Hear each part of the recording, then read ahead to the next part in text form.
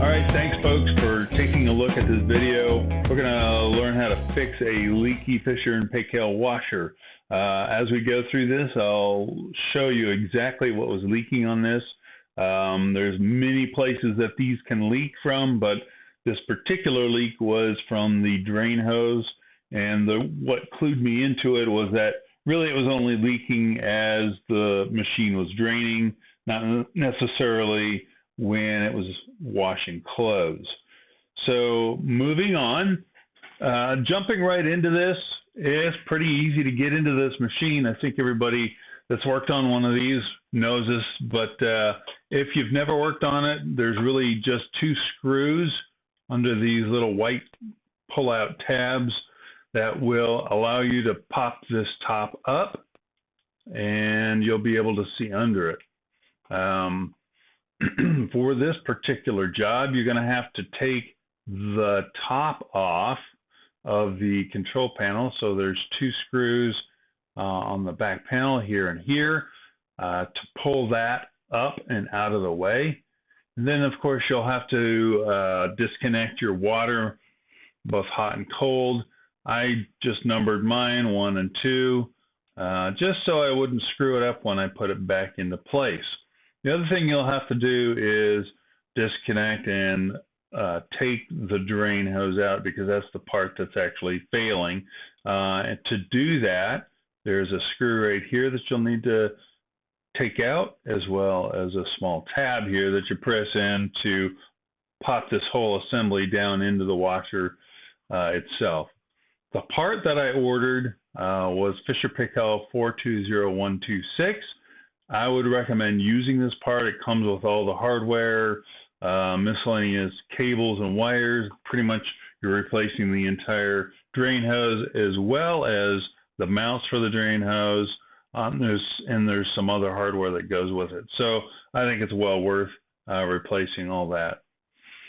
All right, so moving along here, to get the top off this machine, you're going to have to take this entire assembly out and loosen all these cables. So don't worry about taking these cables out. There's only one place that each one of these cables can fit on this controller. So just take pictures as you're moving through this, and you're not going to have any problems. So you can see here over on the bottom, you've got a tube that connects to the a sensor right up here that needs to come out, and then of course all the wires that go through the same area. To take this entire wiring loom and everything out, you'll have to get under the main control panel or control board here, and there's two little spade connectors that you'll disconnect from a switch underneath that control panel that's right here. So just be aware. So once you've got all that loosened up and ready to get out of the way, you can then take the top off the machine, and then you can see the cable and tubes and so on route down through this little triangular area in the side of the washer. So that's pretty much that for disconnecting the cables and the upper tubes. After that's all done, I went ahead and set the top of the machine aside. Over here you can see it. Now you can see the bottom and where you're going to have to take and disconnect all the tubing and the wiring. So you'll see here, this is the main drain tube, and this clip was broken, as well as this, I don't know what they call it, but it just keeps the hose in place so that it's not flopping around. Both of those were broken on this, and I really think that's the source of the problem. I think this is kind of an unusual issue for these washers. So anyway, some of the cables you're going to have to disconnect. You've got a ground here, you've got a power wire here, you've got a sensor here that you'll be disconnecting, and there's two cables here that you'll have to disconnect for the motor itself. So just be aware there's quite a few things to disconnect. Also, there's that small little tube. It's hard to see in this picture, but there's a small little tube that comes in right here, and it disconnects from this assembly right here. So don't forget to do that as you're going through this process.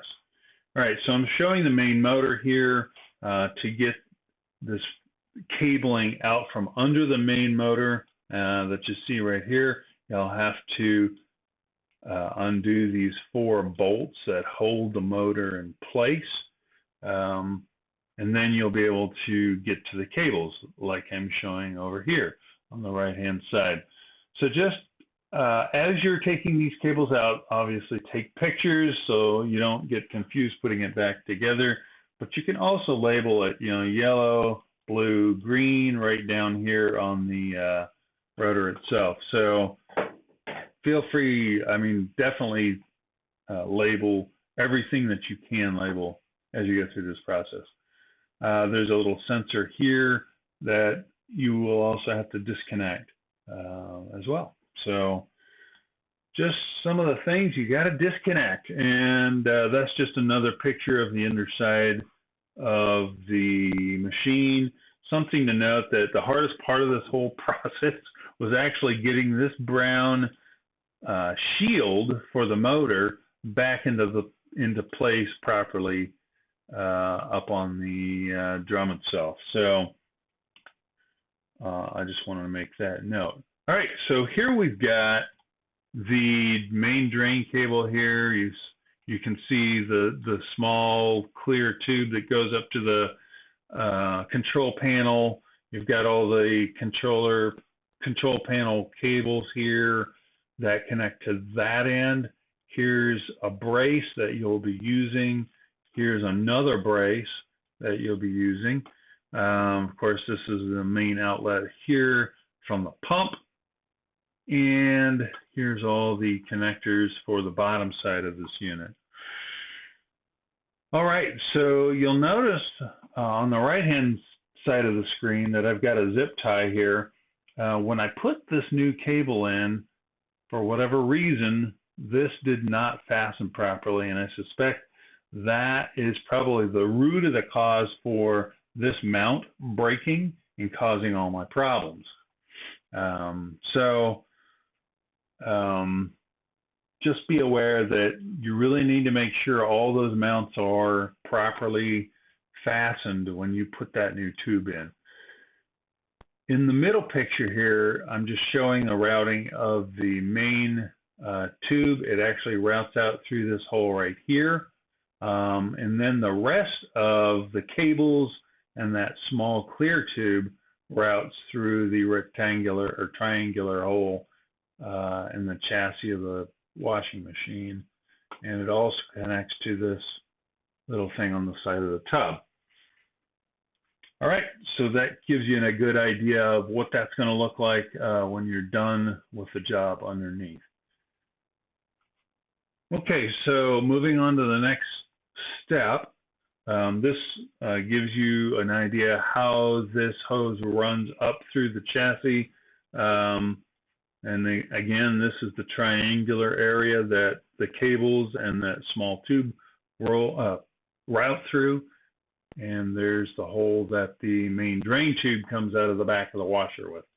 On the middle picture here, I've got all the, this is the wiring loom that plugs into the control panel. And then this shows how that drain tube drains out through the back of the washer itself. The last picture on the right is what I found to be the problem.